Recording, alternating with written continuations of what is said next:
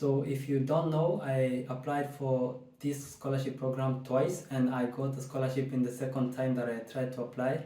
And so this means that my first trial was rejected, and so I learned from the mistakes, and now here I am trying to tell you so that you don't make the same mistakes and end up with your application being rejected. So please stay tuned. If you haven't subscribed to this channel, please subscribe for more content like this.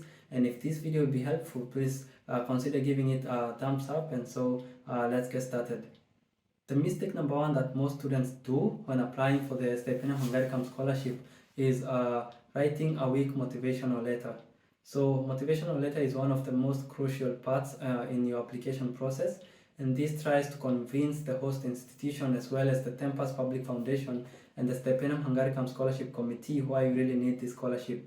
You have to explain yourself, you have to express yourself as to why you really need to study in Hungary, why you need to do your course in Hungary, and why you really chose that specific course, and how that course is going to help you in the near future, and even back at your community, how you're going to impact the community back at your home. So you really have to have strong points in your motivational letter to make it stronger for you to increase the chances of getting a successful application.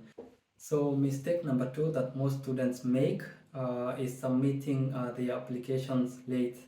So this is all a process that has deadlines, and as most of you know, the scholarship program period opens in November, around November 15th, and is closed in mid-January.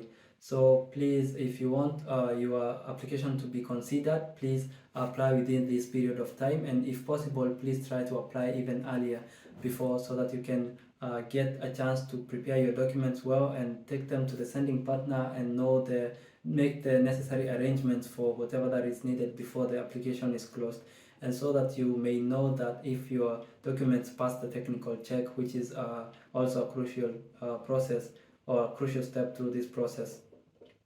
Most of the students also ignore the role of the sending partner in the application process. The sending partner really plays a huge role in this process in nominating or handpicking the selected candidates for this scholarship. So you may find, like in my country, we are applying like almost 800 students, but only 200 slots have been presented for my country. So the sending partner, which was the Ministry of Education in my country, had to do interviews and to select the 200 students who fit the 200 slots, and luckily I was among the 200, and so the sending partner is really a vital step in this application process. Most of the students even don't know that after applying you have to submit your documents to the sending partner so that they may call you and do the interviews later.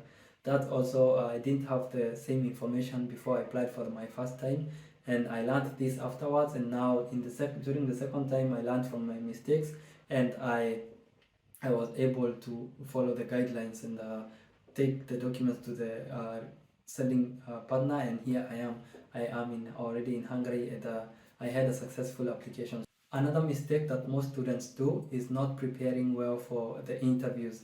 As you know, this process requires a lot of interviews, and a minimum of 2 interviews or maybe even 3 to some of the programs. So example of the interview that you will go for the first time is the interview at the sending partner for them to select the candidates to be nominated for this scholarship. So please be prepared for this interview. They will ask a lot of questions. Be conversant with the questions. If you have to revise, as this is also common with the host institutions when they are doing the interviews. They do interviews based on the entrance exam that you had did before.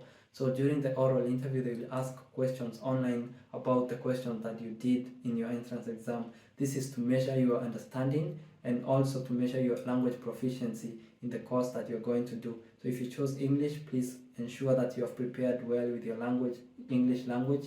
Rehearse before the interview and even get prepared well to win or to nail it during the interview. So you have to prove that you understand and you're proficient with the language of the program that you're going to apply for here in Hungary. So you have to present the right certificates to prove that indeed if you're coming to study in English, indeed you will understand English as it's being taught in the class. And so if you're coming to study in Hungarian, please be conversant with Hungarian and be proficient in Hungarian, since these are the two main languages that I used to teach here. They are the main languages of instruction of a lot of programs here in Hungary. So please have your language proficiency certificate. If you don't have, do the test or start studying if you want to apply for this scholarship, and get the certificates earlier so that you get prepared well with all your documents. So most of the students, or some of the students, apply for the programs that do not even align with their academic achievements before, and so this leads to automatic rejection of the applications.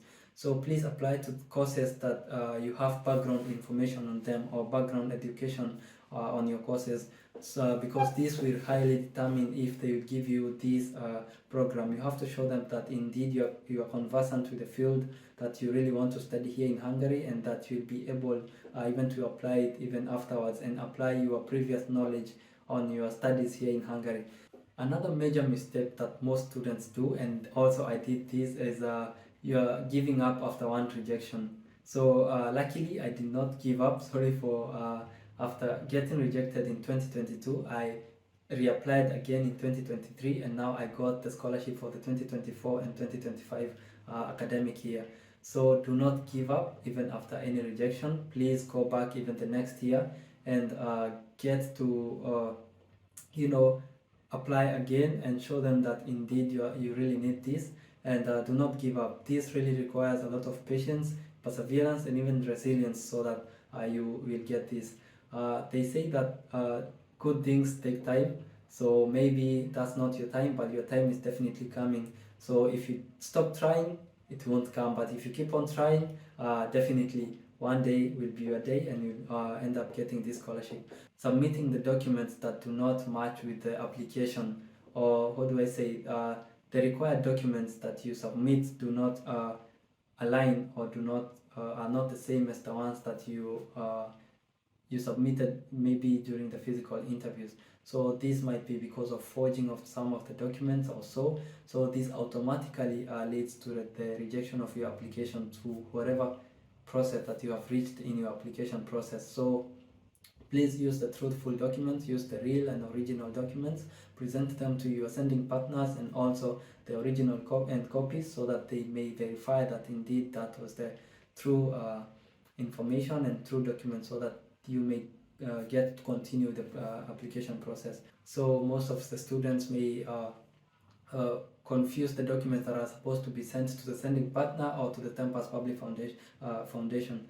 So you have to be keen on which documents go to who. So the sending partner is usually clear on the kind of the documents they want, and also the Tempus Public Foundation, they really are always clear on the website, and they have the section where you have to upload the documents, and they really have a good system that tells you that indeed you have uploaded this.